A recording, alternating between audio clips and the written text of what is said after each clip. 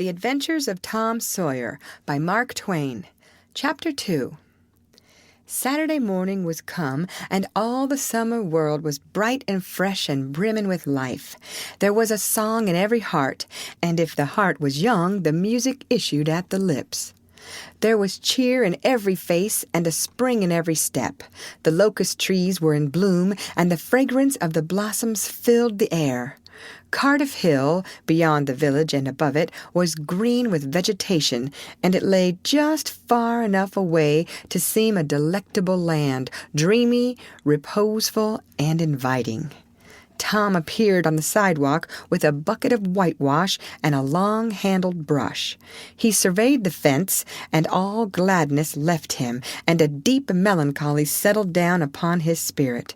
30 yards of board fence 9 feet high. Life to him seemed hollow, and existence but a burden.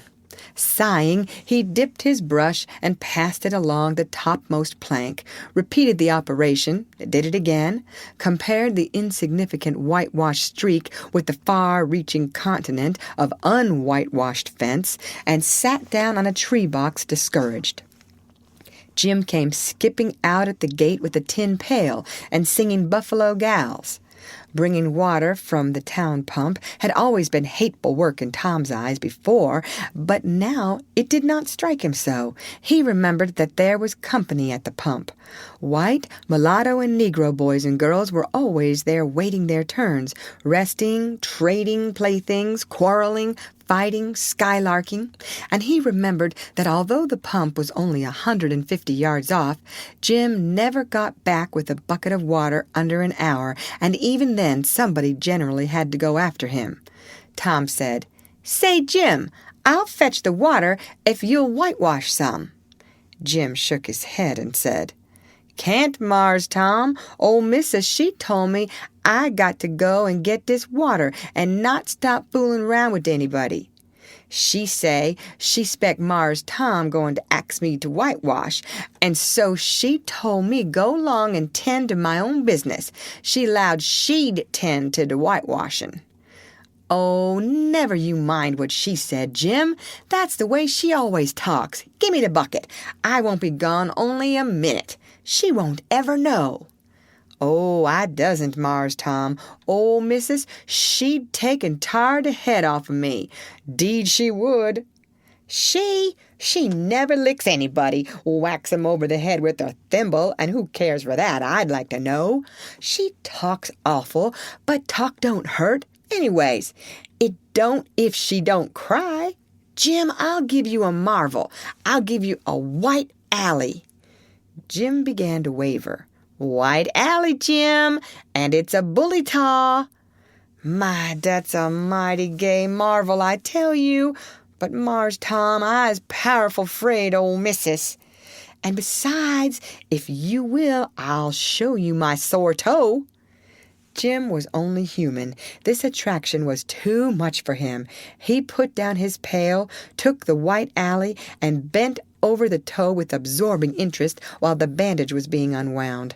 In another moment he was flying down the street with his pail and a tingling rear. Tom was whitewashing with vigor, and Aunt Polly was retiring from the field with a slipper in her hand and triumph in her eye. But Tom's energy did not last. He began to think of the fun he had planned for this day, and his sorrows multiplied. Soon the free boys would come tripping along on all sorts of delicious expeditions, and they would make a world of fun of him for having to work. The very thought of it burnt him like fire. He got out his worldly wealth and examined it. Bits of toys, marbles, and trash. Enough to buy an exchange of work, maybe, but not half enough to buy so much as half an hour of pure freedom. So he returned his straitened means to his pocket and gave up the idea of trying to buy the boys. At this dark and hopeless moment, an inspiration burst upon him. Nothing less than a great, magnificent inspiration. He took up his brush and went tranquilly to work. Ben Rogers hove in sight presently, the very boys of all boys whose ridicule he had been dreading. Ben's gait was the hop, skip, and jump proof enough that his heart was light and his anticipations high. He was eating an apple and giving a long, melodious whoop at intervals, followed by a deep-toned ding-dong-dong, ding-dong-dong, for he was personating a steamboat. As he drew near, he slackened speed, took the middle of the street, leaned far over to starboard, and rounded to ponderously with a laborious pomp and circumstance, for he was personating the big Missouri, and considered himself to be drawing 9 feet of water. He was boat and captain and engine bells combined, so he had to imagine himself standing on his own hurricane deck, giving the orders and executing them. "Stop her, sir! Ting-a-ling-ling!" The headway ran almost out, and he drew up slowly toward the sidewalk. "Ship up to back! Ting-a-ling-ling!" His arms straightened and stiffened down his sides. "Set her back on the starboard! Ting-a-ling-ling! Chow! Ch-chow! Wow! Chow!" His right hand, meantime, describing stately circles, for it was representing a 40-foot wheel. "Let her go back on the larboard! Ting-a-ling-ling! Ch-chow! Chow! Chow!" The left hand began to describe circles. "Stop the starboard! Ting-a-ling-ling! Stop the larboard!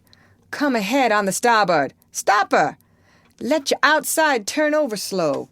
Ting-a-ling-ling! Chow! Ow! Ow! Get out that headline! Lively now! Come out with your spring line! What are you about there? Take a turn round that stump with the bite of it. Stand by that stage now. Let her go. Down with the engine, sir. Ting-a-ling-ling. Sht, sht, sht. Trying the gauge cocks. Tom went on whitewashing, paid no attention to the steamboat. Ben stared a moment and then said, "Hiya! You're up a stump, ain't ya?" No answer. Tom surveyed his last touch with the eye of an artist. Then he gave his brush another gentle sweep and surveyed the result as before. Ben ranged up alongside of him. Tom's mouth watered for the apple, but he stuck to his work. Ben said, "Hello, old chap. You got to work, hey?" Tom wheeled suddenly and said, "Why, it's you, Ben. I warn't noticin'. Say, I'm going in a swimming, I am. Don't you wish you could? But of course you'd druther work, wouldn't you? Course you would." Tom contemplated the boy a bit and said, "What do you call work?" "Why, ain't that work?" Tom resumed his whitewashing and answered carelessly, "Well, maybe it is, and maybe it ain't. All I know is it suits Tom Sawyer." "Oh, come now, you don't mean to let on that you like it." The brush continued to move. "Like it? Well, I don't see why I oughtn't to like it. Does a boy get a chance to whitewash a fence every day?" That put the thing in a new light. Ben stopped nibbling his apple. Tom swept his brush daintily back and forth, stepped back to note the effect, added a touch here and there, criticized the effect again, Ben watching every move and getting more and more interested, more and more absorbed. Presently he said, "Say, Tom, let me whitewash a little." Tom considered, was about to consent, but he altered his mind. No, I reckon it wouldn't hardly do, Ben. You see, Aunt Polly's awful particular about this fence, right here on the street, you know. But if it was the back fence, I wouldn't mind, and she wouldn't. Yes, she's awful particular about this fence. It's got to be done very careful. I reckon there ain't one boy in 1,000, maybe 2,000, that can do it the way it's got to be done. No? Is that so? Oh, come. Now let me just try. Only just a little. I'd let you if you was me, Tom. Ben, I'd like to, honest Injun. But Aunt Polly, well, Jim wanted to do it, but she wouldn't let him. Sid wanted to do it, and she wouldn't let Sid. Now, don't you see how I'm fixed? If I was to tackle this fence and anything was to happen to it, oh, shucks, I'll be just as careful. Now let me try. Say, I'll give you the core of my apple. Well, here. No, Ben, now don't. I'm afeard. I'll give you all of it. Tom gave up the brush with reluctance in his face, but alacrity in his heart. And while the late steamer Big Missouri worked and sweated in the sun, the retired artist sat on a barrel in the shade close by, dangling his legs, munched his apple, and planned the slaughter of more innocents. There was no lack of material. Boys happened along every little while. They came to jeer, but remained to whitewash. By the time Ben was fagged out, Tom had traded the next chance to Billy Fisher for a kite in good repair, and when he played out, Johnny Miller bought in for a dead rat and a string to swing it with, and so on, hour after hour. And when the middle of the afternoon came, from being a poor, poverty-stricken boy in the morning, Tom was literally rolling in wealth. He had, besides the things before mentioned, 12 marbles, part of a Jew's harp, a piece of blue bottle glass to look through, a spool cannon, a key that wouldn't unlock anything, a fragment of chalk, a glass stopper of a decanter, a tin soldier, a couple of tadpoles, 6 firecrackers, a kitten with only one eye, a brass doorknob, a dog collar, but no dog, the handle of a knife, 4 pieces of orange peel, and a dilapidated old window sash. He had had a nice, good, idle time all the while, plenty of company, and the fence had 3 coats of whitewash on it. If he hadn't run out of whitewash, he would have bankrupted every boy in the village. Tom said to himself that it was not such a hollow world after all. He had discovered a great law of human action without knowing it, namely that in order to make a man or a boy covet a thing, it is only necessary to make the thing difficult to attain. If he had been a great and wise philosopher, like the writer of this book, he would now have comprehended that work consists of whatever a body is obliged to do, and that play consists of whatever a body is not obliged to do. And this would help him to understand why constructing artificial flowers or performing on a treadmill is work, while rolling 10 pins or climbing Mont Blanc is only amusement.